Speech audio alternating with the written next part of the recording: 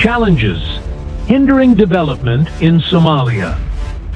Somalia faces numerous challenges that hinder its progress. Some of the key obstacles include 1. Insecurity and instability. Civil conflicts and terrorist groups like Al-Shabaab pose a major threat to stability. Frequent attacks and bombings discourage economic growth and foreign investment. 2.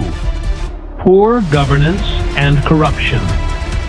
Weak governance and lack of transparency have slowed down progress. Widespread corruption affects public services and development projects.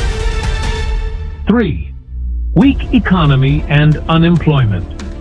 The economy heavily relies on livestock, with limited industrialization. High youth unemployment leads to increased migration and recruitment by armed groups. 4th, political divisions and conflicts. Disputes between the federal government and regional states create political instability. Frequent political disagreements delay the establishment of strong institutions. 5. Foreign interference and geopolitical tensions.